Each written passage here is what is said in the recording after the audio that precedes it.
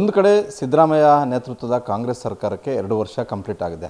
ಇದರ ಸಂದರ್ಭದಲ್ಲಿ ಪ್ರತಿದಿನವೂ ಕೂಡ ಸಾಲು ಆರೋಪಗಳು ಕೇಳಿಬರ್ತಾ ಇರುವಂಥದ್ದು, ಸಾಲು ಭ್ರಷ್ಟಾಚಾರದ ಆರೋಪಗಳು ದಾಖಲೆ ಸಮೇತ ಹೊರಗಡೆ ಬರ್ತಾ ಇದ್ದಾವೆ ಹಲವು ಸಚಿವರುಗಳ ವಿರುದ್ಧ.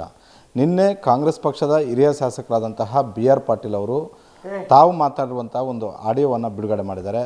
ಇದರ ಬಗ್ಗೆ ಈ ಕ್ಷಣದವರೆಗೂ ಕೂಡ ಜಮೀರ್ ಅಹ್ಮದ್ ಖಾನ್ ಅವರು ಮಾತಾಡಿಲ್ಲ, ಅದೇ ರೀತಿ ಮುಖ್ಯಮಂತ್ರಿಗಳು ಮಾತಾಡಿಲ್ಲ, ಉಪಮುಖ್ಯಮಂತ್ರಿಗಳು ಕೂಡ ಮಾತಾಡಿಲ್ಲ.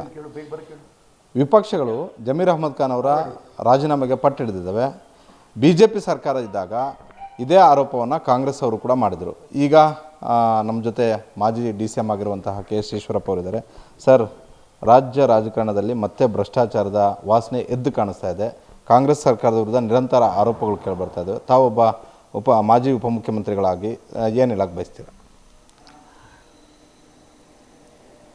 ಕರ್ನಾಟಕ ರಾಜ್ಯದಲ್ಲಿ ಕಾಂಗ್ರೆಸ್ ಸರ್ಕಾರ ಅನ್ನೋದು ಬದುಕಿದೆಯೋ ಸತ್ತಿದೆಯೋ ಅಂತ ಜನ ಮಾತಾಡ್ತಾ ಇದ್ದಾರೆ.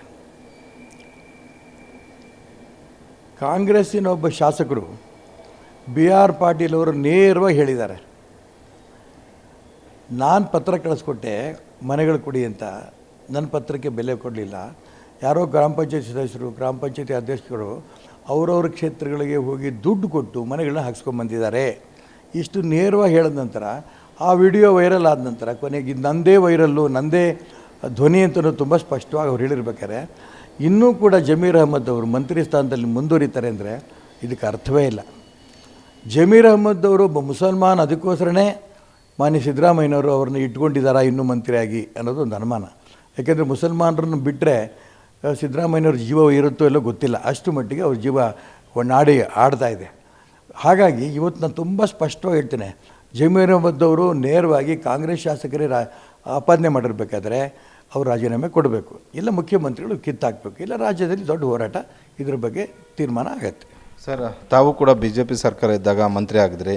ಯಾರೋ ಒಬ್ಬರು ಏನೋ ಪತ್ರ ಬರೆದ್ರು ಅಂತ ಹೇಳ್ಬಿಟ್ಟು ಅದನ್ನು ಡೆತ್ ನೋಟ್ ಅಂತ ಕಾಂಗ್ರೆಸ್ ಅವರೇ ಅವತ್ತು ವಿಪಕ್ಷ ಸ್ಥಾನದಲ್ಲಿದ್ದು ವಿಧಾನಸಭೆ ಒಳಗಡೆ ಹೊರಗಡೆ ಬೃಹತ್ ಪ್ರತಿಭಟನೆಯನ್ನು ಮಾಡಿ ತಮ್ಮ ರಾಜೀನಾಮೆನ ತಗೊಳ್ಳೇಬೇಕು ಅನ್ನುವಂಥ ಒಂದು ಹಠಕ್ಕೆ ಬಿದ್ದು ತಾವು ಕೂಡ ರಾಜೀನಾಮೆ ಕೊಡುವಂಥ ಒಂದು ಪರಿಸ್ಥಿತಿ ಬಂತು. ಇವತ್ತು ಆ ಸ್ಥಾನದಲ್ಲಿ ಜಮೀರ್ ಅಹ್ಮದ್ ಖಾನ್ ಅವರಿದ್ದಾರೆ. ಅವರನ್ನು ರಕ್ಷಣೆ ಮಾಡುವಂಥ ಒಂದು ರೀತಿಯಲ್ಲಿ ಮುಖ್ಯಮಂತ್ರಿಗಳಿದ್ದಾರೆ. ಈಗ ಈಶ್ವರಪ್ಪ ಅವರ ನಿಲುವೇನು? ನನಗೆ ನನ್ನ ಮೇಲೆ ಆಪಾದನೆ ಬಂದಾಗ ಅವರು ಒಂದು ಕಡೆ ಮೆರವಣಿಗೆಗಳು, ಧರಣಿ, ಹೋರಾಟಗಳು ಮುಂದುವರಿಸ್ತಾ ಇದ್ದರು. ಅಷ್ಟರೊಳಗೆ ನನ್ನ ಮೇಲೆ ಆಪಾದನೆ ಬಂದಿರೋಂಥ ಸಂದರ್ಭದಲ್ಲಿ ನಾನು ಯಾವುದೇ ಕಾರಣಕ್ಕೂ ಮುಂದುವರಿಯಲ್ಲ ಅನ್ನೋಂಥದ್ದು ರಾಜೀನಾಮೆ ಕೊಡ್ತೀನಿ ಅಂತಂತ ಕೇಂದ್ರ ನಾಯಕರಾದ ಅಮಿತ್ ಶಾ ಅವರಿಗೆ, ಮೋದಿ ಅವರಿಗೆ ನಾನು ಫೋನಲ್ಲಿ ಕಾಂಟ್ಯಾಕ್ಟ್ ಮಾಡಿದೆ, ಸಂತೋಷ್ ಜಿಗೂ ಕಾಂಟ್ಯಾಕ್ಟ್ ಮಾಡಿದೆ. ಅವರೆಲ್ಲ ಹೇಳಿದ್ದೇನು, ಸ್ವಲ್ಪ ತಡ್ಕೋ, 1 ದಿನ ತಡ್ಕೋ, 2 ದಿನ ತಡ್ಕೋ ಅಂತ. ನಾನು ಯಾವ ಕಾರಣಕ್ಕೂ ತಡ್ಕೊಳಲ್ಲ. ನಾನು ಜಾರ್ಜ್ ಮೇಲೆ ಆಪಾದನೆ ಬಂದಾಗ ವಿಧಾನಸಭೆಯಲ್ಲಿ ವಿರೋಧ ಪಕ್ಷ ನಾಯಕನಾಗಿ ರಾಜೀನಾಮೆ ಕೊಡಿ, ಎಂಕ್ವೈರಿ ಆಗಲಿ, ಆ ಎಂಕ್ವೈರಿಯಲ್ಲಿ ತಪ್ಪಿತಸ್ಥ ಅಲ್ಲ ತೀರ್ಮಾನ ಆದರೆ ಮಂತ್ರಿ ಆಗಿ, ಇದನ್ನು ಆಪಾದನೆ ಮಾಡಿದ್ದಕ್ಕೆ ಆ ರೀತಿ ಹೋರಾಟ ಮಾಡಿದ್ದಕ್ಕೋಸ್ಕರ ಅವ್ರು ರಾಜೀನಾಮೆ ಕೊಟ್ಟಿದ್ದರು. ರಾಜೀನಾಮೆ ಕೊಟ್ಟಂಥ ಸಂದರ್ಭದಲ್ಲಿ ನಾನು ಹೋರಾಟ ಮಾಡಿದವನು ರಾಜೀನಾಮೆಗೆ ಅವ್ರು ಕೊಟ್ಟಾಗ ನನ್ನ ಮೇಲೆ ಆಪಾದನೆ ಬಂದಾಗ 1 ದಿನವೂ ಕೂಡ ನಾನು ಇರಲ್ಲ ಅಂಥೇಳಿ ನಾನು ರಾಜೀನಾಮೆ ಕೊಟ್ಟೆ.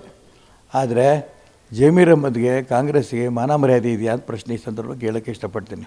ಸಿದ್ದರಾಮಯ್ಯನವ್ರು ಬಿಡಿ, ಅವ್ರಿಗೆ ಅಭ್ಯಾಸ ಆಗೋಗಿದೆ, ಮುಸಲ್ಮಾನರು ಉಳಿಸ್ಬೇಕು. ಈ ದಿಕ್ಕಿನಲ್ಲೇ ಅವರು ಜಮೀರ್ ಅಹ್ಮದ್ರು ಉಳಿಸೋಂಥ ಪ್ರಯತ್ನ ನಡೆಸ್ತಾ ಇದ್ದಾರೆ.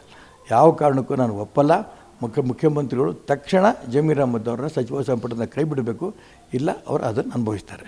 ಸರ್, ಇದೇ ಸಂದರ್ಭದಲ್ಲಿ ಮೊನ್ನೆ ಕ್ಯಾಬಿನೆಟ್ ನಡೆದಾಗ ಮುಸ್ಲಿಂ ಮೀಸಲಾತಿಯನ್ನು ಏರಿಕೆ ಮಾಡುವಂಥ ಒಂದು ಕೆಲಸ ರಾಜ್ಯ ಸರ್ಕಾರ ಮಾಡಿದೆ. ಇದರ ಬಗ್ಗೆ ನಿಮ್ಮ ನಿಲುವೇನು? ಮುಸಲ್ಮಾನರಿಗೋಸ್ಕರನೇ ಈ ಸರ್ಕಾರ ಇರೋದು. ಕರ್ನಾಟಕ ರಾಜ್ಯದ ಕಾಂಗ್ರೆಸ್ ಸರ್ಕಾರನೇ ಮುಸಲ್ಮಾನರಿಗೋಸ್ಕರ ಇರೋಂಥ ಸರ್ಕಾರ. 1,000 ಕೋಟಿ ರೂಪಾಯಿ ಮೊನ್ನೆ ಬಜೆಟಲ್ಲಿ ಕೊಟ್ಟರು. ಬೇರೆ ಏನೋ 100 ಕೊಟ್ಟರು ಬಿಡಿ, ನಾನು ಅದ್ರ ಬಗ್ಗೆ ಮಾತಾಡಲ್ಲ. ಆ ಹಿಂದುಳಿದವ್ರಿಗೆ, ದಲಿತರ ಬಗ್ಗೆ ಇವ್ರಿಗೆ ಕರುಣೆ ಬೇಡವಾ? ಇವರು ಮುಖ್ಯಮಂತ್ರಿ ಆಗೋದಕ್ಕೆ ಅಹಿಂದ ಅಂತ ಅಂದ್ಕೊಂಡ್ಬಂದರು.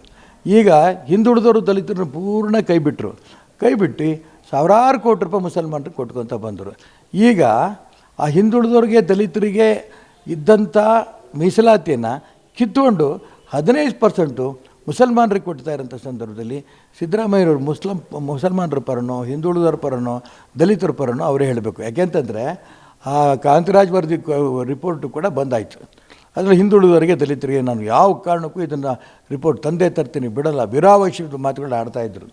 ಅಂಥವ್ರು ನಾಳೆ ಕ್ಯಾಬಿನೆಟಲ್ಲಿ ತರ್ತೀನಿ ಅಂತ ಇವತ್ತು ಬೆಂಗಳೂರು ಡೆಲ್ಲಿಗೆ ಹೋಗಿ ಆ ಡೆಲ್ಲಿ ನಾಯಕರು ಹೇಳಿದರು, ಈ ಕಾಂತರಾಜ್ ರಿಪೋರ್ಟ್ ಬೇಡ ಇದು ಅಂತಿದ್ದಂಗೆ ವಾಪಸ್ ಬಂದು 10 ವರ್ಷ ಸೆಳೆದ್ರಿ, ಯಾವುದೇ ಕಾರಣಕ್ಕೂ ಬೇಡ, 95 ದಿನದಲ್ಲಿ ಹೊಸದಾಗಿ ಮಾಡ್ತೀನಿ ಅಂತ. ನಿನ್ನೆ ನಾನು ಮಾಡ್ತೀನಿ ಇದನ್ನು ಅಂತ ಹೇಳಿದಾಗ ಅದು 10 ವರ್ಷದ ರಿಪೋರ್ಟ್ ಅಂತ ಇವ್ರಿಗೆ ಗೊತ್ತಿರಲಿಲ್ವಾ? ಆ ಹಿಂದುಳಿದವರಿಗೆ ದಲಿತರಿಗೆ ಅನ್ಯಾಯ ಆಗುತ್ತೆ ಅಂತ ಗೊತ್ತಿರಲಿಲ್ವಾ? ಗೊತ್ತಿದ್ದಂಥ ಸಿದ್ದರಾಮಯ್ಯನವರು ಆ ಹಿಂದುಳಿದವರಿಗೆ ದಲಿತರಿಗೆ ಅನ್ಯಾಯ ಮಾಡಿ ಆ ಮೀಸಲಾತಿನ ತೆಗೆದು 15% ಮುಸಲ್ಮಾನರಿಗೆ ಕೊಡ್ತಾ ಇದ್ದಾರಲ್ಲ, ಇವರು ಮುಸಲ್ಮಾನರ ಮುಖ್ಯಮಂತ್ರಿ ವಿನಃ ಹಿಂದೂ ಮುಖ್ಯಮಂತ್ರಿ ಇವರಲ್ಲ, ಎಲ್ಲರೂ ಮುಖ್ಯಮಂತ್ರಿ ಇವರಲ್ಲ. Thank you sir. ಇದಿಷ್ಟು ಮಾಜಿ ಉಪಮುಖ್ಯಮಂತ್ರಿಗಳಾದಂತಹ KS ಈಶ್ವರಪ್ಪ ಅವರ ಒಂದು ಮಾತು. ಕ್ಯಾಮ್ರಾಮನ್ ಶಿವು ಜೊತೆ Maruti Pavada, guarantee news, Bengaluru. Guarantee news, ಸುದ್ದಿ ಖಚಿತ, ನ್ಯಾಯ ನಿಶ್ಚಿತ.